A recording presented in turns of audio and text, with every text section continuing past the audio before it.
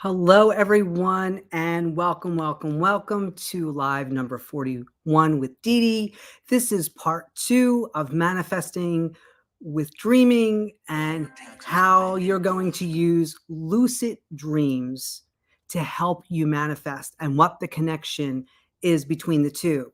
So I'm so excited to bring this to you today. It's very exciting to bring a new perspective of tying two wonderful, amazing modalities together so that you can get exactly what it is that you ask for and, really understand. But even though you don't need to understand, there's something when you get this awareness, which I'm going to share with you today and tie in part 1 to part 2 of what this has meant for me in my manifestation journey and how it brings such peace and calm, a bigger and better understanding of I am, of really tapping into, the I amness and then leaving it alone, staying out of the concept of being and how to take action in the reality and all the framework and logistics of what's going on so that you can take that big, deep sigh of relief if you really want to know how this is all working. So just like I do at the beginning of every one of our lives, I take a few moments to allow those who are coming to be here to say hello, to let me know where you're viewing from. Linda has mentioned that she's driving, but she'll be listening. So hello, Linda. Thank you for being here. Appreciate the conversation we had together yesterday. If you are new here, my name is Dede Powerniak. I am the Invincible CEO. I am here in our beautiful YouTube channel, the Invincible CEO Wish Fulfilled Playground, to help you manifest with ease, because manifestation is simple, easy, and fun. And how do I help you do that?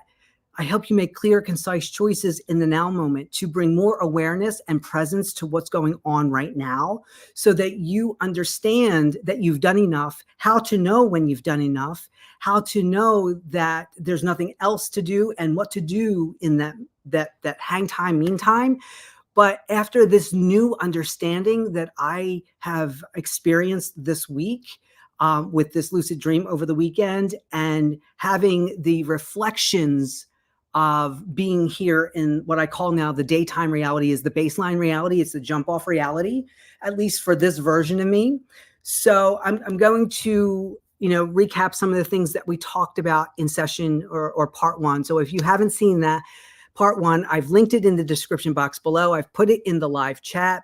But I've also created, because I now realize that I have several videos on dreams and manifesting, that I made a playlist for manifesting while dreaming. So that's also in the description box below.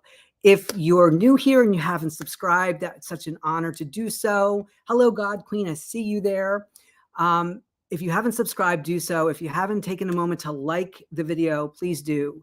Your live chats help the algorithm a whole lot. So do your comments. So if you have an aha moment or you had one in part 1, or even if you have a question, feel free to put them in the live chat and in the comment section below. I really appreciate that. And I do have the opportunity to answer all of those. So if you're getting an answer on a comment, you're getting it from me right now. That may change in the future.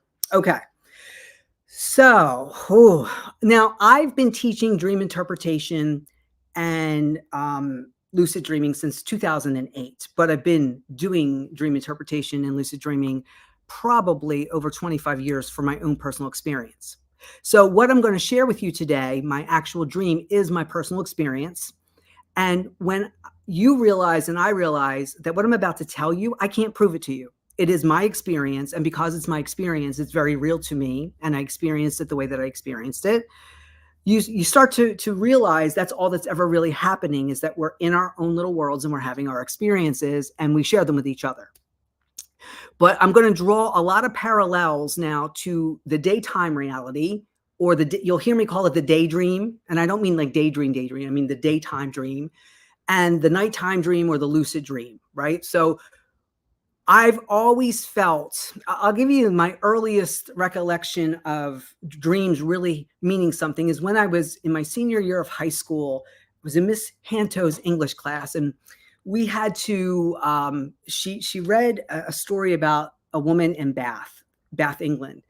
And we had to respond to her like we were her sister And I remember doing it in a dream sequence, and that, the sister was reaching out to her sister in Bath, and that they lived far, far apart, and they were unable to get to each other, because I think this was back in like colonial times, the story, and that they shared dream space together.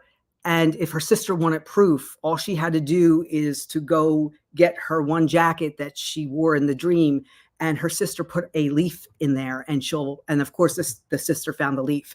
So I always believed that there were things that happened in our nighttime dreams, that once we start experiencing them in our nighttime dreams, they start to be prevalent in our daytime dreams.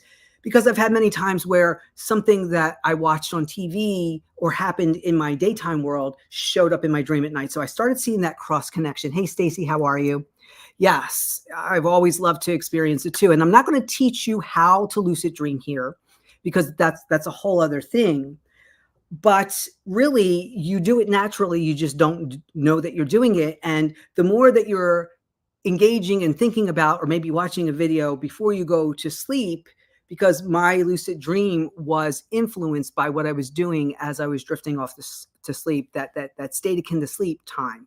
And it was really interesting because it put me in the house that I was in, but the scene that I was doing was very different than the actual scene that played out.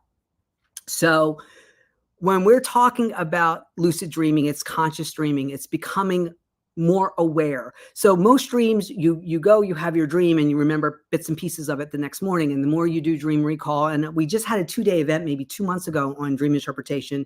We did a 2-day event, and that's also available, that you could always go and make the purchase for the 2-day event, because everything's recorded and all the workbooks and all of that is taken care of there. And then we would schedule you to have your dream interpreted by me with you, to walk you through the process, because you don't want to be interpreting your dreams with a dream book or a dream website. You want, what does it mean to you?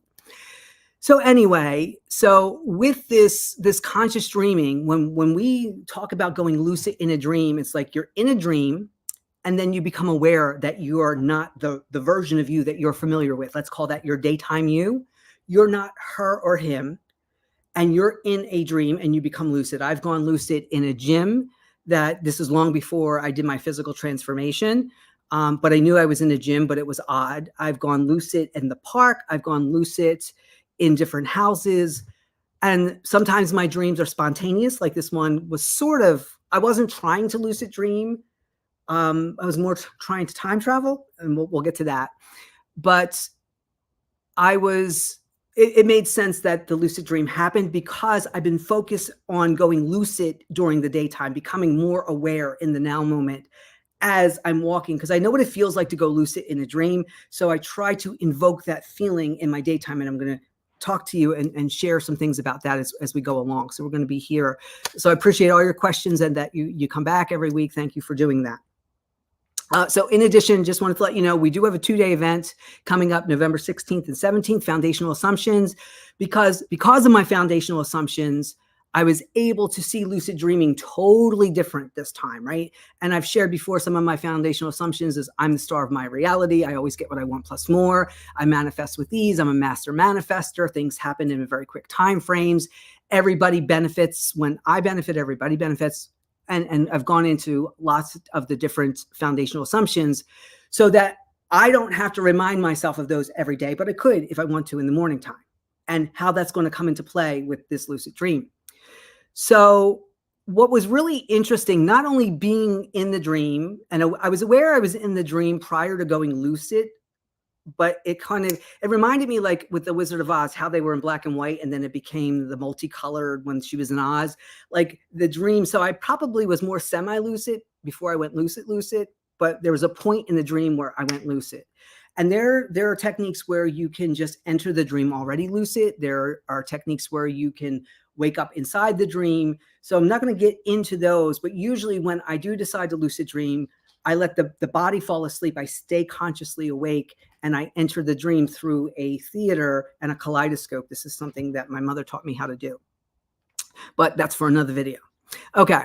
So here, before I went to bed, I was kind of extra awake. And that night I did take 2 melatonin.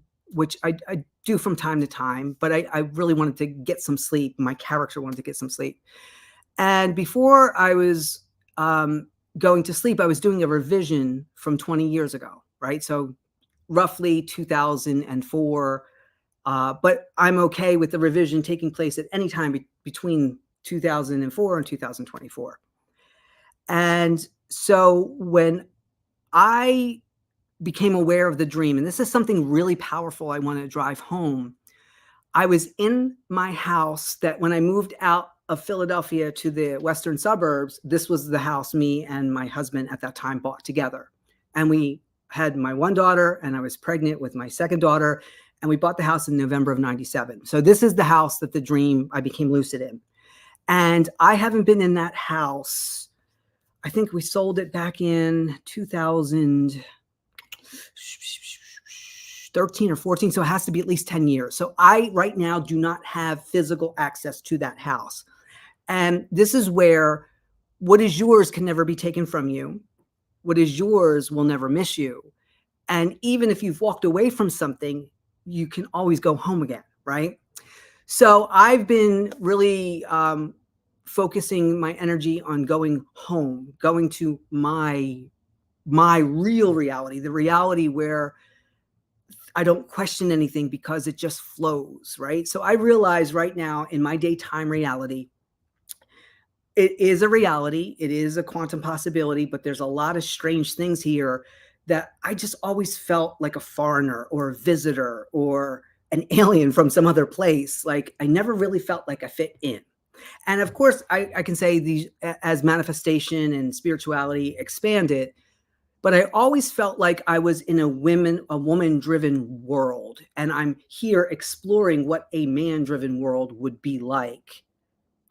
Because some of the things here are very odd, like in the religions saying, the Father and I are one, but the Father's bigger than I. For me, it's always been the mother. The mother and I are one, but the mother's bigger than I. And I've experienced that 5 times being pregnant, where me and the baby are one, but I'm bigger than the baby, right? I'm the incubation. So I want you to think of the dream like it's the egg, and you, the dream character, are the sperm that impregnates it and brings it to life and starts things moving. You know how when a baby's conceived, it's one, the two become one, and then it splits in half, and it splits in half, 2, 4, 8, 16, 32. So I got to experience what that felt like because I had a sense of the reality just begun when I became aware of it. So to give you an idea about this house is a 4-bedroom colonial. And I was in 3 of the rooms on the first floor. And when I lived in that house, we remodeled. It used to be a dining room, kitchen, and family room on the back end of the house that faced the yard. So when we first moved there, it was those 3 rooms. And then what I did was I made the dining room a kid's playroom, and I carpeted it, and I fenced it off so that the kids had the baby gates, so the dogs couldn't get in there and they couldn't get out if I had to like run to the bathroom for a few minutes or something like that. But I knew, or even if I was cooking, they were safe in there. There was no sharp objects. You get the idea. But in 2004, we decided to take those 3 rooms and make it one big grand kitchen room, huge to make the living room the official living room, so that we could have this grand meeting place. Because I have 5 kids, we got this beautiful, everything was redone, the cabinets, the floors, we put a huge island, an 8-chair island in, and it was just absolutely amazing. We put a nice bow window in with, you could sit and read a book in it. So this, when I'm aware, the way the dream starts, it starts with me being in what would be the dining room before the remodel, because this house did not have the remodel. It was before then. So automatically, the dream is dating itself, sort of, kind of. And I begin the dream where I'm in the dining room and I just walk through the threshold into the kitchen. And I'm not quite fully lucid yet, but I felt, what I realize now is, because my mind put me in a place where I had such good memories and felt very, very safe, this was the perfect kind of unfolding for this. And when I was there, even before I came fully lucid, I was totally accepting that this is where I was and this is what I was doing. Why I was in the dining room and walked into the kitchen, I have no idea. But I've had so many times where, like, I'd be on the couch here and I need a bottle of water, and I walk into the kitchen, and by the time I get in the kitchen, I forget why I'm in the kitchen, kind of thing. So that's what it kind of felt like as I was walking in the kitchen. I wasn't sure why I was in the kitchen, but it felt normal, if that makes any sense. And so as I'm taking in the kitchen, the floor was what the floor looked like back then. It was like this yellow type of linoleum. The refrigerator was where it was. The table was where it was. The kitchen sink, all the stuff. I look into the family room, and my son, who's approximately, I think, about 9 months old at that time, was in an extra saucer doing his little bouncy thing, playing with the toys, making all the noise. And he kind of looks back at me and smiles, and I look at him. And I'm not quite fully lucid yet until I turn towards the sink and I see the cabinets. And my cabinets were a dark walnut in my real daytime reality back then, before the remodel. And now they were like some cheap laminate pine looking shiny glossy thing. And I look at it and I'm going, that's not right. Like in my head, I didn't say it out loud. And then I realized, oh, I'm not really here. I'm here, but I'm not really here because I'm on the bed sleeping. And I've learned through all my years of lucid dreaming not to get too excited when you realize you're lucid, because your subconscious mind likes equilibrium. It likes to believe that you're really in the story. So now we have cognitive dissonance. They're not my cabinets. And cognitive dissonance, whether it's happening in a dream, trying to get you lucid. So if it happens in real life, daytime dream, right, what you would call real life, your mind needs you to get more lucid. It needs you to realize that what's going on isn't real, even though it seems really real. So I become lucid and I realize I'm in my old house. And it's the implication, because I'm trying to stay away from any type of echoes or thoughts or comparisons. I want to now be the total observer. How many times have you heard that in manifestation, to be the observer? Because you have no clue what the story is other than the now moment is the story. So all I knew at that point is I was in my old house. I don't even know if I'm me, if I'm my sister, if I'm my sister-in-law, if I'm one of my daughters. Because when I look down, like right now, other than because I'm on the screen, I know what I look like that way. But I don't know what year it is. I don't know what day it is. I don't know which version of me. I don't know what her bank account is. I don't know if she's working or a stay-at-home mom. I don't know what her relationship is with her. I don't know any of the story. I just got here, right? That's what the I just got here technique that I talk about all the time. When you wake up in the morning, this is the same thing. When you open your eyes in the morning, you just got here. You're in a room that makes you feel safe in your own imagination, because you're always in some type of dream. Right? So this is really powerfully important, what we're talking about. Okay. So I just got there and I had no desire to look at her bank account. I had no desire to go and look at the fine details of what's going on, because that would make my subconscious realize I'm not the me of that reality. But what I do realize to myself, and what I've done before, is I'm a visitor there. I'm a visitor, and I'm going to behave like a visitor, in the sense of I'm not there to change anything. I'm not there to put out any fires. I'm there to just observe and see how the reality and its inhabitants accept me. Do they accept me as the real version of whoever they think that I am? And how will they show up for me? So I'm excited, but I'm not allowing myself to feel any type of trigger or emotion. I'm kind of blank slating it, keeping it nice and neutral. So I'm like, okay, I have no idea what time I am. And even though I had yoga pants on, I didn't have my nail color, like my nails weren't done. And back then in those realities, they wouldn't have been other than if I would have done them myself. So I can see that my mind wants me to believe I've gone back in time, but I don't know what time it is. And it made me realize now out here in reflection that that's the same thing that happens when I wake up in the morning. I know I can tell you it's daytime, and I have to start engaging with the props. I have to look at the clock or pick up my phone to let me know which reality I'm in. But now I'm in this new reality, and I'm deliberately not looking for that kind of to go seek it out. I want to see what finds me and how this all plays out, because I know intuitively now with my assumptions that I'm in a reality that is an upgrade from mine, because why would I go downgrade? I haven't chosen that. So it's a better reality, a more abundant reality, even though I have a wonderful reality that I'm in my daytime dream. And I also realize that there's a version of me on the bed. So any movement as I'm walking around this reality, the ground, the floor feels like it would feel. Like I go and I'm touching the cabinets, I'm touching the refrigerator. I didn't open it, but I'm just touching things. And it felt exactly like it should, like it would be in daytime reality. So this is why 3D circumstances don't matter, because I'm now in a physical world that I know that I wasn't in when I went to sleep. And it's just as real, because when I'm there visiting as the consciousness, as the visitor, it wants me, my subconscious pushed all of that out, and it wants me to believe that just as much as I do in my daytime world. So now I'm a visitor in that Dede's world. So anything I do must make her life better, must make her life easier. I'm not there to create havoc. I'm not there to make things harder on her, right? So they're kind of like the ground rules of what it is that I'm doing and what I'm expecting. And so I walk through the kitchen. I see my son in the bouncy chair, and it's like that version of him has always been in the bouncy saucer, the extra saucer. He's never not, that's where he became, I became consciously aware of him. I didn't put him there. I have no awareness of me putting him there. And at this point in the house, I have no awareness that no one else, like anyone else, is there. The dogs that should be there are not there. So I don't know if they're somewhere else. Like there's a lot of assumptions. I'm assuming they're dogs, they're just not there.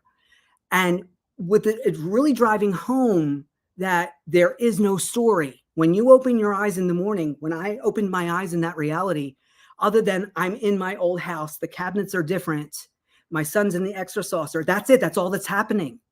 I don't know what year it is, who's president, is it an election year, what my bank, don't know any of that. And I'm good with that. That's so powerful, because the now moment is the story. And I just opened my eyes there. And that's what happens every single morning. You open your eyes and here you are. And what I realized is I'm really fully lucid now. But as I started to engage with the reality, I started to align with the reality and was losing the lucidity, even though I was totally conscious and awake and aware, what we would normally say we are as we're moving around our 3D reality. So the next thing, as I'm walking and I see my son and I'm just over the threshold into the family room, there's like a half wall there. I see the sofa is exactly what it's supposed to be, what I remember it looked like. There was carpet on the floor, the fireplace with the stove, the TV is there, the sunroom is there with the hot tub. But I notice on the wall in the corner, there's a calendar. And I'm probably still a good 4 or 5 feet from it. And I couldn't tell what month it is, but it looked like the calendar said 2004. So now I've kind of time traveled to a different reality of 20 years ago. But there's still more cognitive dissonance, because my son, who is now in his second year of college, 19 years old, wasn't born until 2005. So I'm now in a reality where he was born sooner. I don't know if I still have the other 4, if they're older, or maybe he could be, instead of the 5th one, he's the 4th one. Who knows? I don't know. All I know is he's there now.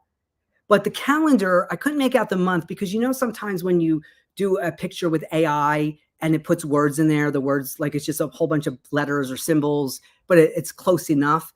It almost looked like an AI was trying to make the calendar.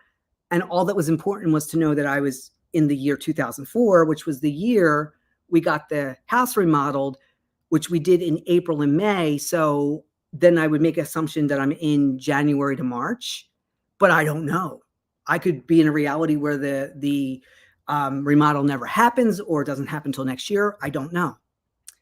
But as I'm kind of like doing this little comparison, and I'm trying to keep it nice and light so I don't get kicked out of the dream, I'm realizing that more will be revealed later on. And all I need to do is stay lucid right here, right now. So I'm like, this is really cool. I was so excited to be back in the house, because now I have access, and I'm not sure how long I'm going to be here. I'm not sure how long I've been here, because time felt very different then.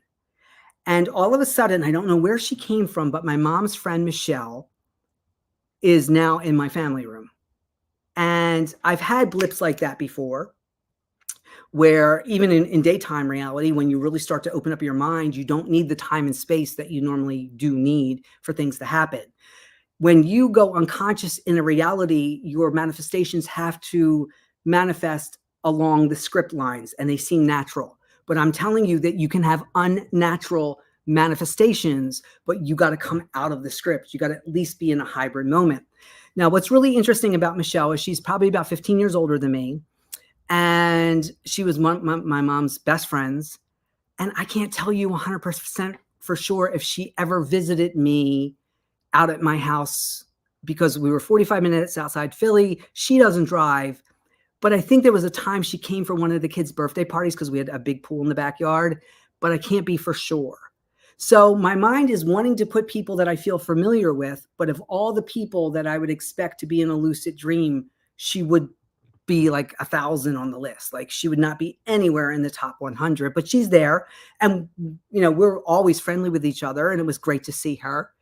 But when I was younger, I was that old soul that a lot of adults would come to me for life advice, just because of my connection with Source. And so I knew when I was talking with her back then, if I kind of went beyond her understanding, she would start replying like, okay, I see.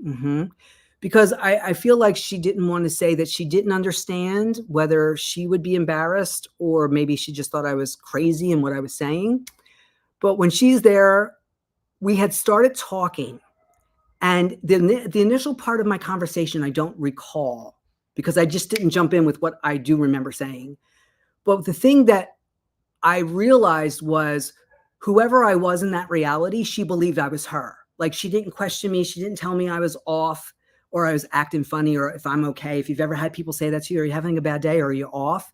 It means for the reality that you're in, that's not how your character normally shows up. But she didn't address me by name. So I don't know who she thinks she's talking to, but I do realize that she expected me to be there and that she was comfortable with me. So I was comfortable with her. And somewhere in our conversation, I say to her, I got to let you in on a little secret. And she's like, okay, what is it? She goes, and I didn't use my name. I said, I'm not the version of me you think I am, whoever you think I am. And she's like, okay, because I got that response, right? I'm like, I'm actually from 2024. And according to the calendar, it's 2004 here. So I'm from 20 years in the future, but I can't even tell you if I'm from the future of this reality because this looks a lot different than my 2004 did when I was here. And she was like, okay. And then I realized looking at the calendar, because it was one of those, you know, old fashioned wall calendars, you flip the month up each new month.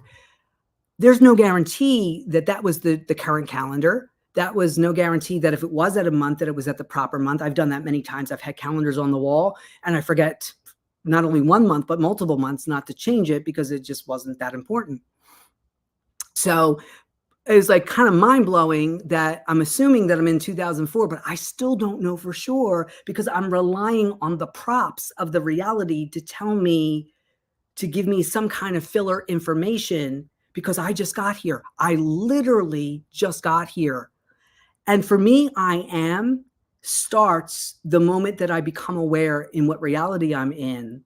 So most of the time I use breath. If I'm aware that I'm breathing, I just got here. So sometimes in the morning time when I wake up, I hear something and that wakes me up before I open my eyes.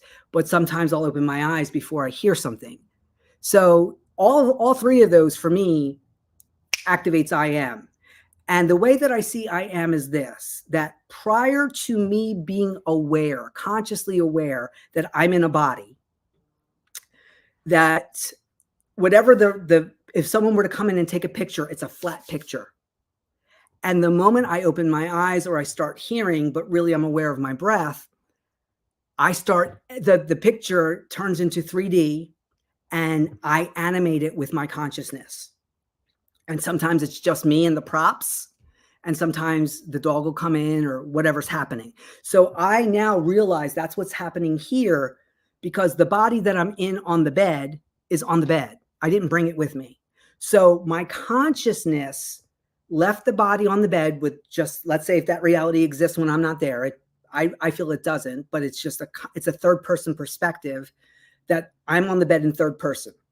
I'm in the lucid dream now, first person, but I'm aware that I'm in both perspectives. I'm aware there's a version of me on the bed, and I'm aware that I'm conscious. So right now, me in the lucid dream is aware of the me on the bed, but the me on the bed is not aware per se of the lucid dreamer version of me. And this is where my version of the mother and I are one, right? If I'm the child in the dream and the real me is the mom, and for those of you who are the male related, the father and I are one. Father's bigger than me, then the father would be on the bed. The me on the bed would represent the father. But I now realize that my higher self, my inner me, my imagination, my God of the reality that I'm now in my old home is technically the me on the bed, because she's dreaming this reality into existence that I can move around and play in. And I realized when I came out of the dream, if that's the case for her, that me as the dreamer, me as the God, and I created that avatar in that body, in that house with all the characters, then whatever she would ask for to me, the dreamer on the bed, the answer is yes.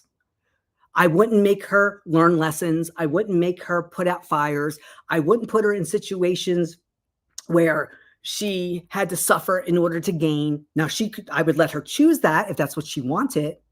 But the moment that she would want something or feels that she needs something, me as the dreamer on the bed, if I were consciously aware, I'd be like, yep, here you go. I'd spoil her rotten. I would spoil her rotten.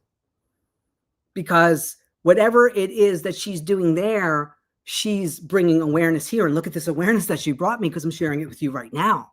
So whatever she needs for her mission to be lucid there, I'm going to give it to her.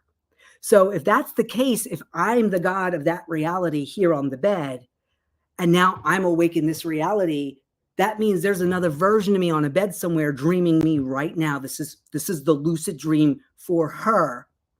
And I know me, and I know all my me's, that we will, because I've done this with my own children, spoil them rotten, right? So if I'm going to spoil the me in the dream that I'm lucid with, and she gets whatever she wants, then I'm in this reality. That me is doing the same thing, because who taught it to me? She did, right? God makes you in her image.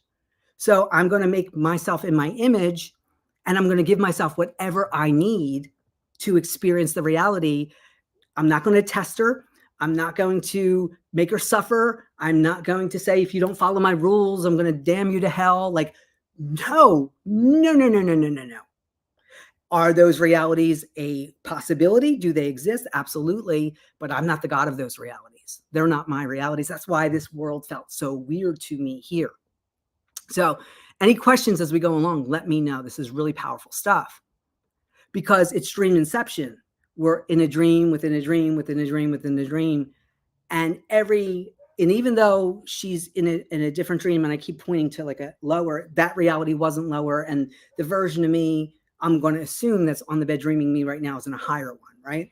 Because everything adds to me, everything that I experience, and this is my experience. So at some point, the conversation with Michelle ends, but I don't remember it ending. But I could feel the more that I talked with her, the more I was losing some of the lucidity. I was becoming a regular dream character of myself. And, but I wasn't getting kicked out of the dream, because the dream, my subconscious still believed that I was there and I was doing what I was supposed to be doing. I was following the script, even though I didn't know the bigger story that I was in. So at some point, I become really lucid again. But I went from talking to Michelle in the family room to now I'm back in the dining room, and I don't remember how I got there, whether my character actually walked through the house.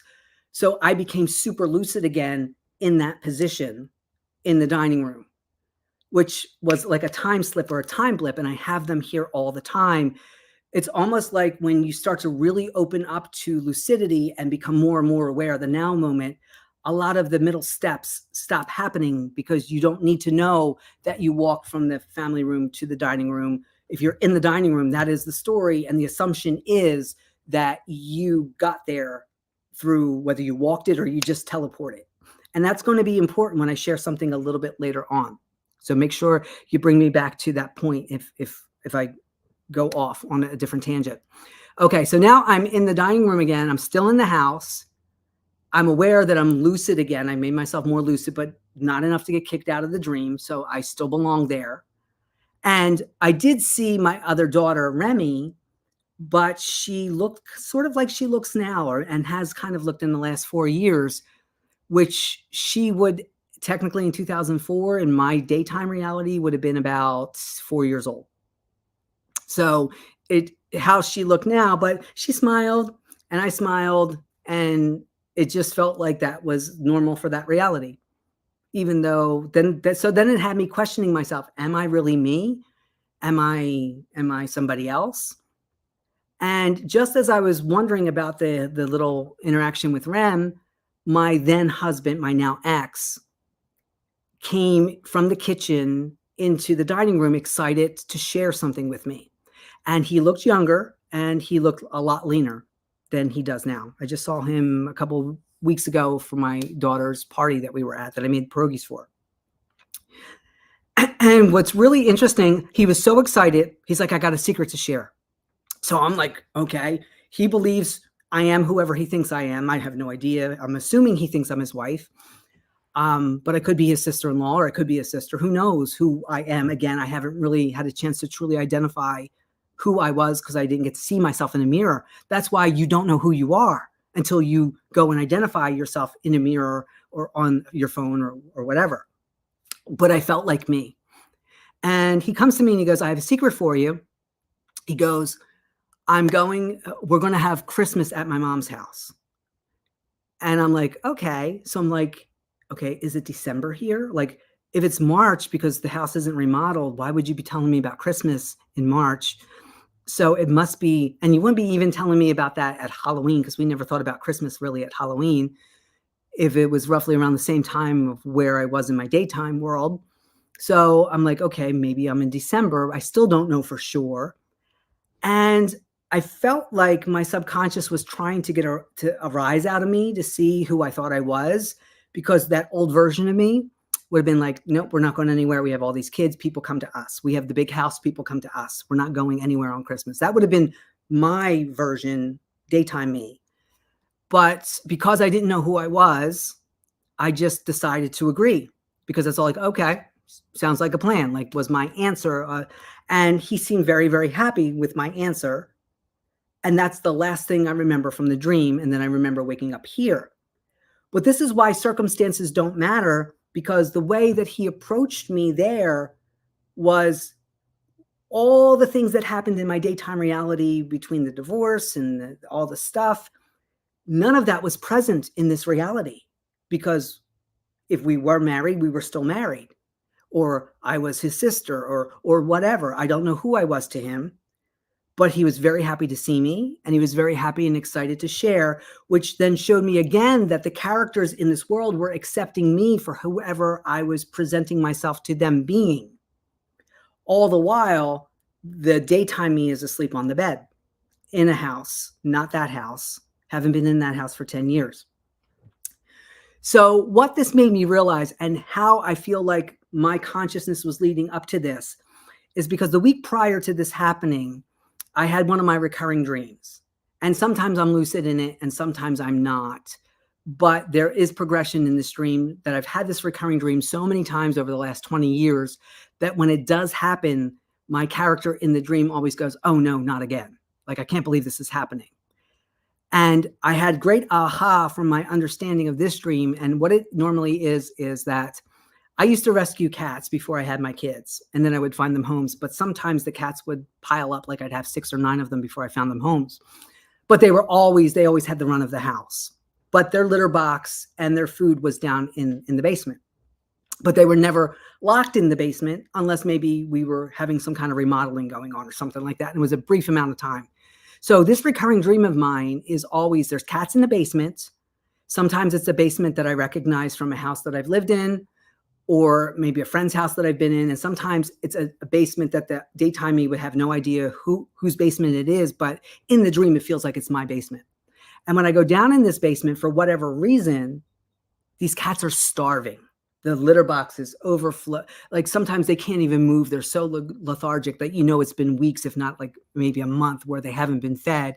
And if anyone ever has had a cat, and I have cat now, they don't let you go a meal without letting you know that you need to feed them again. So the very fact that I kept having this recurring dream that these cats are starving in the basement, and that's not something my daytime me or any of my versions of me that I'm familiar with would ever allow to happen to another sentient animal or being, it would be very upsetting when I would have this dream. So it was always nice when I woke up, go, oh God, that was just a dream, but why am I still having this dream? And the week before this last lucid dream happened, it hit me that my mind was trying to show me that it was putting me in a reality not of my choice. And every time I was in that dream, that I was always right away going to find the food and feed the cats and clean the litter. And it was always right there. So it was me, the character in the dream, that forgot. And it was just like, how did I go that deep into something to forget feeding the cats? So I had decided that the next time I had that dream, I knew what I was going to do. And I had that dream right before the lucid one, but I wasn't fully lucid.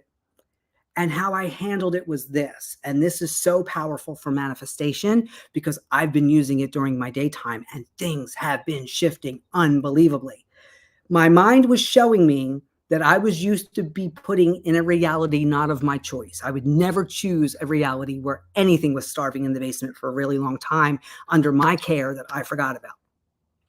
But every time I was put in that reality, I was quick to put out the fire or try to fix it, which meant that I must be doing that during my daytime too.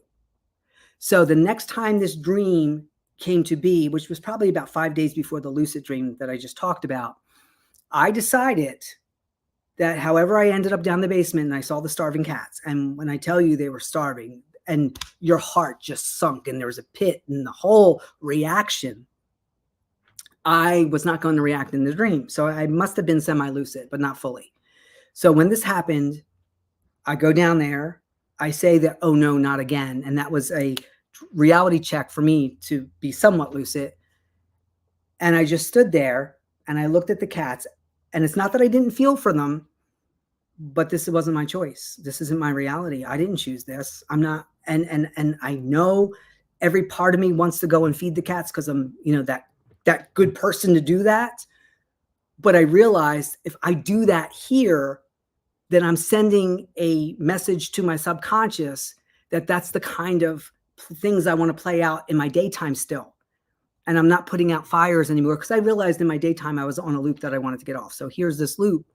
And my subconscious gave me the opportunity to close the loop out in the dream that I'm not going to put out fires of reality, that even if I was playing in those realities and I was part of the problem or trying to get to the solution, that the moment that I realized it again, I'm not engaging. So I just stood there, looked at the starving cats and said, this is one reality. This is not a reality of my choosing. My mind can no longer drop me in a reality where I have to clean up the mess. I'm not Olivia Pope. I'm not here to fix things that I just got here in the dream. I did not starve the cats. I'm not the character. None of my characters would do this. So I just stood there in the dream. I started to breathe and I said in my dream, show me my cats, show me my version of my cats. And I literally in the dream watched these cats go from on the verge of death to slowly morphing in front of my eyes into the most beautiful version of them that I've ever seen, because they were always cats that I remember from my past. Because I'm the operant power and the mind has no control over me once I'm lucid and I'm aware I didn't choose that. That's not my doing. So I'm willing to walk away go back. And if they didn't change, I would leave them there because it's not my job. It's not my reality. Because the moment that I start to engage with it, my subconscious believes that's what I'm really believing that I'm worthy of, and that's what I would do to animals, because that's what the implication is. So in my daytime world, how I use this now since then is when a person shows up and they are showing up in a way of not my choosing, I just allow them to be, okay, do your thing, enjoy, whatever. But I tell my subconscious, that's not my person. That's not my version. So either move me out of this reality or move them out and bring me my version, because that's all that's ever happening. And that's why you have to know who you are. You have to know what you've chosen.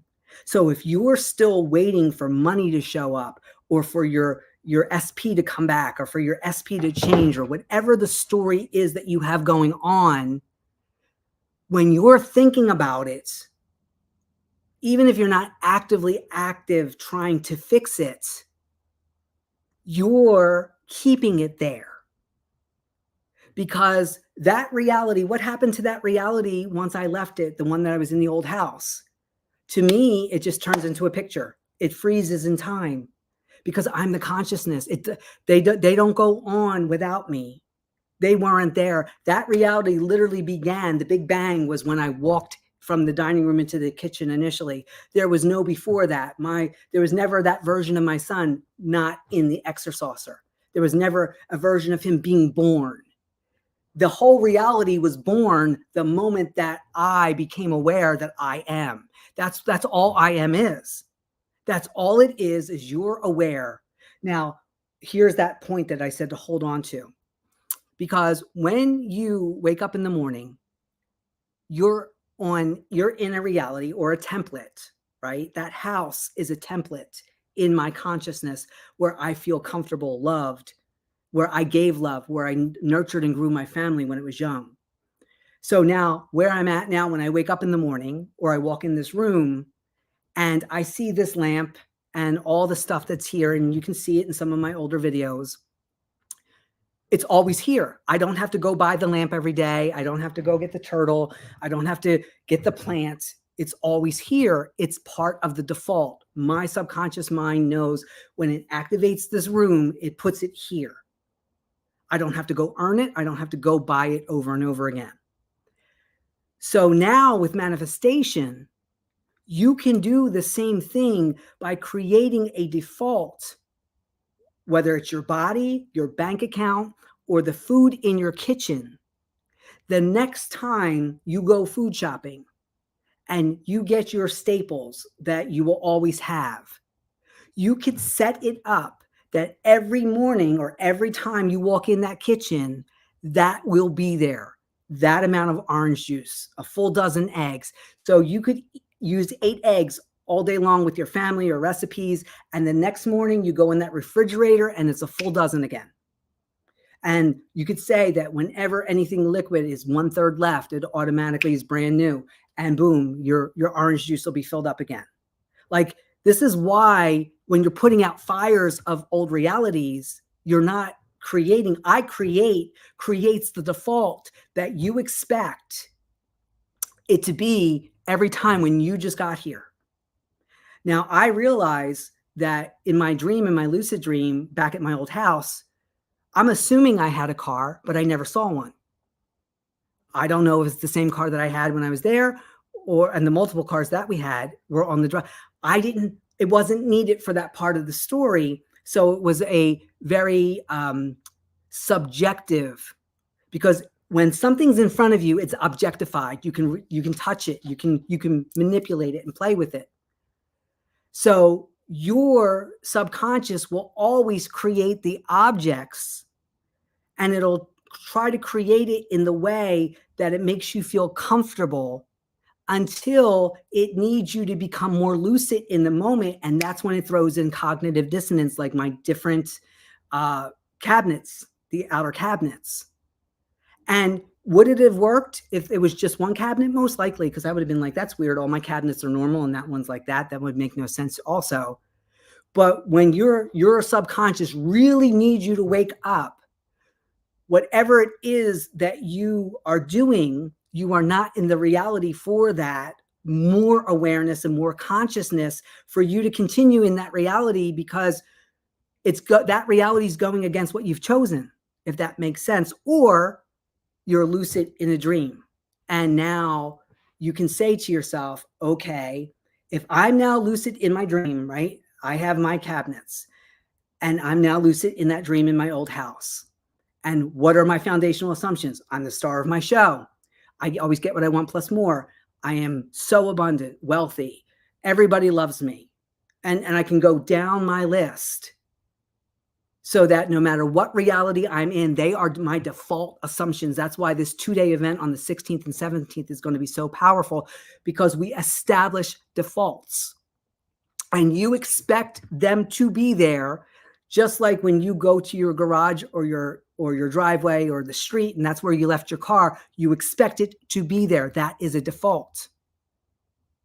This is very powerful, because if you're busy putting out fires of realities that, you need to make more money, I call it the Charlie Brown moment. You're never going to kick the football. That reality, you're never getting it. If it's not here right now, this reality that you're in over this template, because the template's the template. This reality isn't giving it to you, and Lucy's going to pick up that football every time Charlie goes to kick.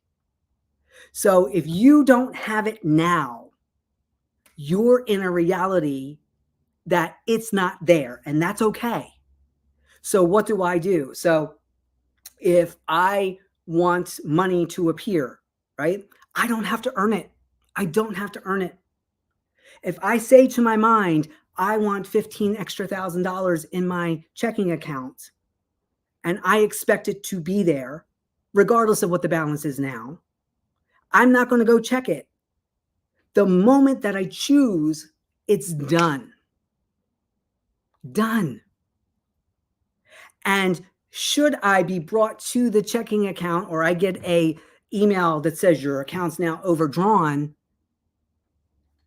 I leave that email be, because I know that I've just commanded an extra $15,000. I don't care how it shows up. I didn't have to build that house. I didn't have to create that reality. I didn't have to buy the house that I was in, because I know it's not the same one that I was in when I did buy the house. It was all naturally created for me to step into. And I didn't even know I was going there prior to going there.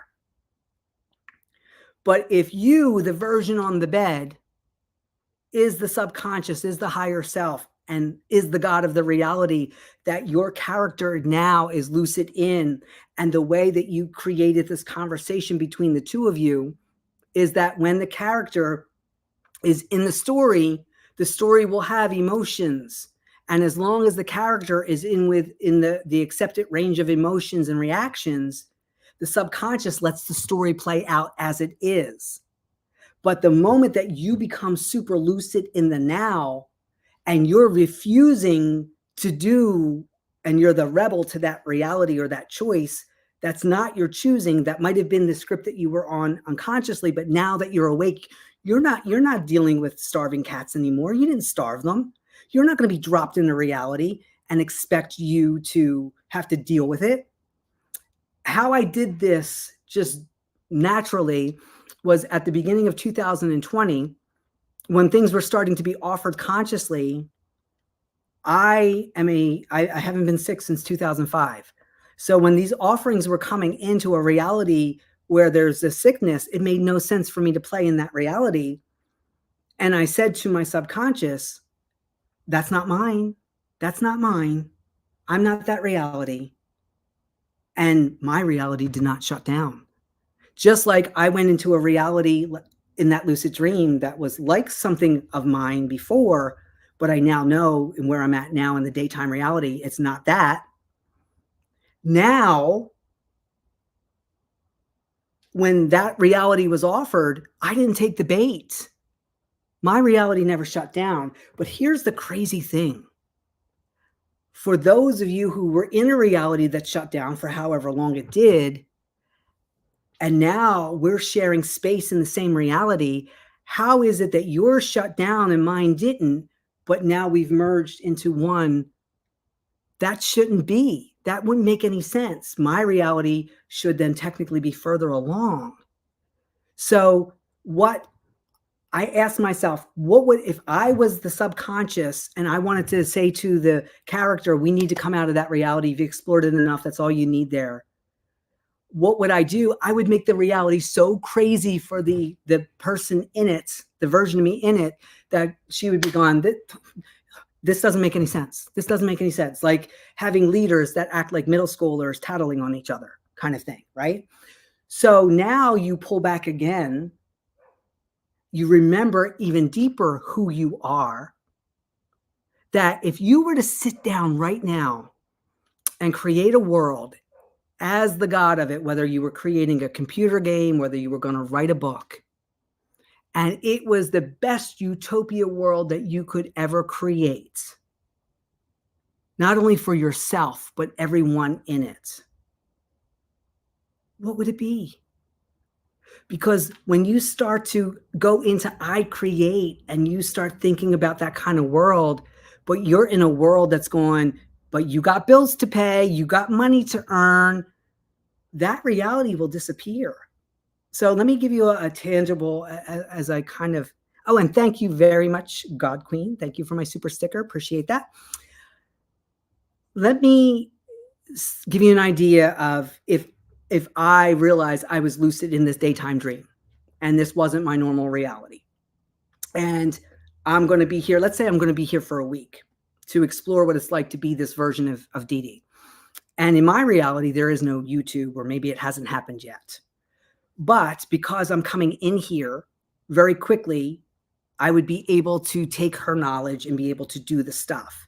But let's say I'm really not even here for YouTube, but in my reality, I'm an amazing business owner and have been for years and years and years and years.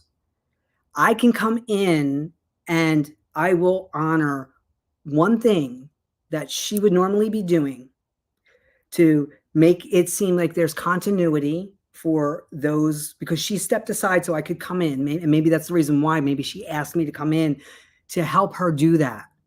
And I would work my magic on her YouTube, and me coming in from another reality, even though there isn't a YouTube, but there's business. And I do whatever my magic would be in my reality here, and then I leave and she comes back in. That will cut down 2 years of her figuring it out on her own. Like, you get to butt in front of the line. That's kind of what the analogy of this is. There is no continuous reality.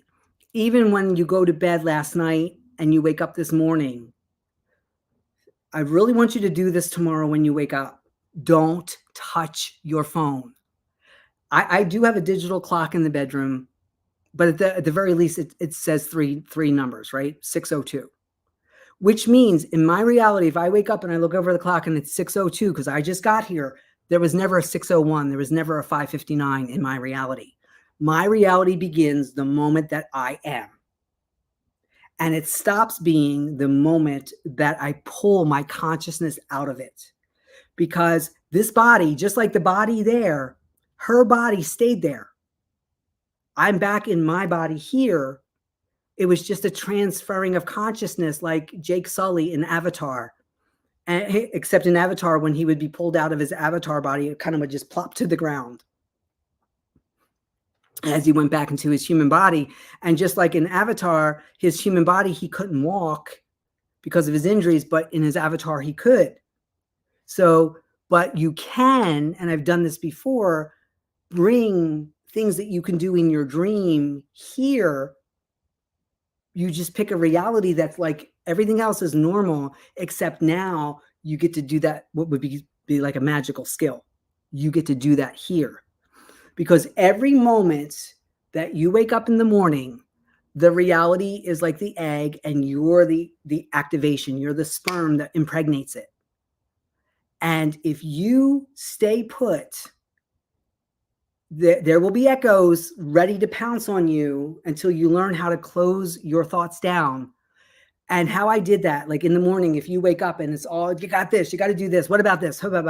Just that I would imagine like 10 people standing over me going, I need you to do this. I need you to do this. What about this? What about this? And if there was actually real people there, I'd be like, I just woke up, go, leave.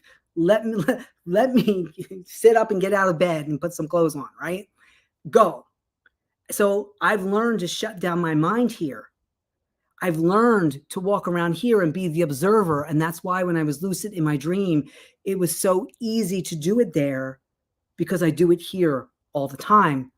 Because when I'm needed to be engaged, either I will engage the reality or the reality will engage me. And when I get here in the morning, I'm not in any reality.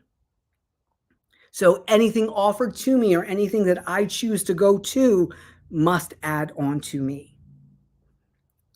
And that is the power of the more you go lucid during your day and you say to yourself, I set my alarm every hour. And here's the thing that I'm going to share, a little thing that I do.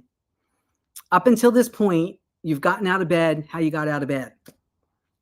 And your mind knows, and I'm going to give you a default to put into your reality, an assumption, but it's not a word assumption. Really, there'll be a story attached to it. But by just doing the movement and you keep doing this repetitively, and every hour on the hour, you repeat this, pick something that is silly to you. Like you get out of bed and you touch your toes 3 times because you haven't been doing that. Or you could do 3 jumping jacks, or you can put your arms out and spin 3 times.